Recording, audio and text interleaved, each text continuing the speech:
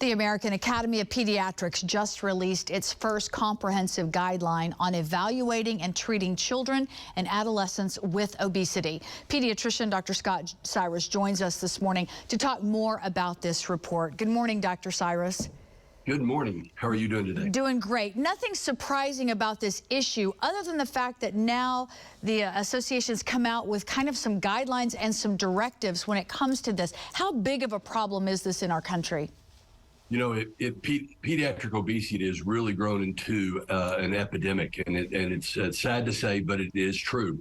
We have nearly 20% of our children and adolescents that, over almost nearly 15 million children and adolescents are obese, and there's obviously degrees of obesity, and so it is really one of the most chronic problems our children face right now, and their eating patterns, their lack of physical activity, their sleep habits, they all play into this, real problem. Is it surprising, the report, and I guess what are some of the findings? What are some of the discussions about this report, and that you, as looking at it, what did you take away? You know, what I see about the report and the position that the AAP is taking is it's much more aggressive. In children, the obese children are really facing a lot of problems, not only from medical side of it, but from the psychological side of it.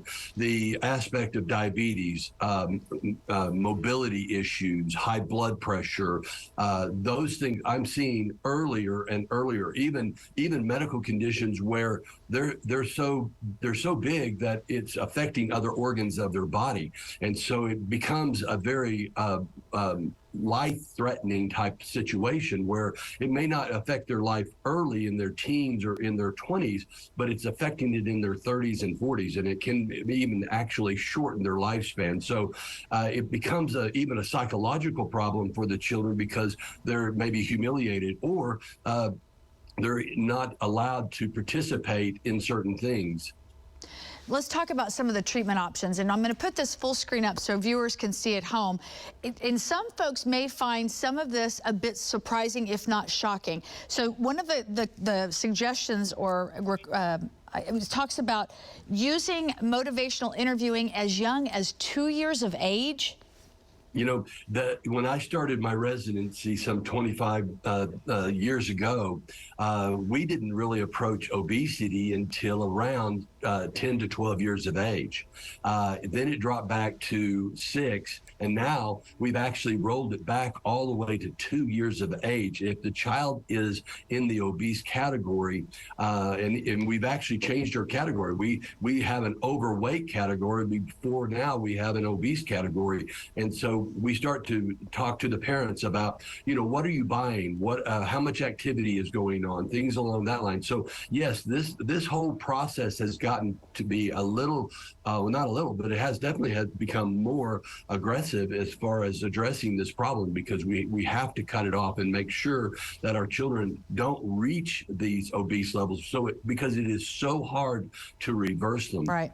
Intensive health behavior, that would include things like exercise, lifestyle, habits, that kind of thing?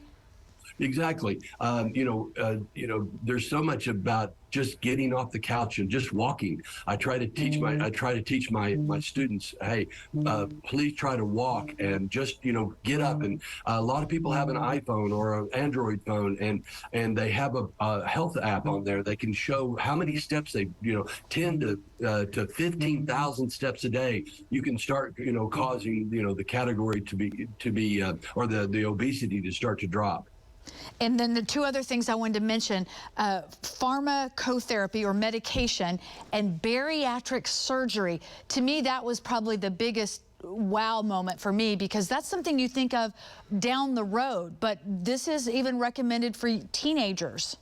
And that's the real aggressive part that I've seen. When you think about medicines for bariatrics, medicines for obesity, most medicines for obesity don't really drop into the teenage, they start at 18. So we never had the ability to use them younger.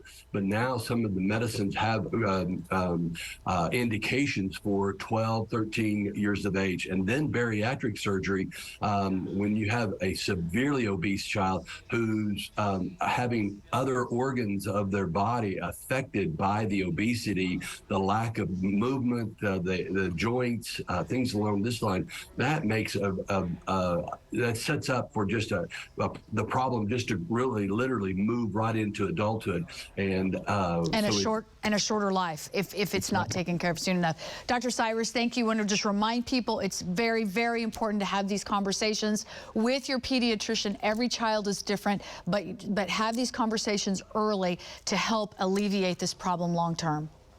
Prevention is the best. You're right. Thanks, Dr. Cyrus. We'll see you again next month.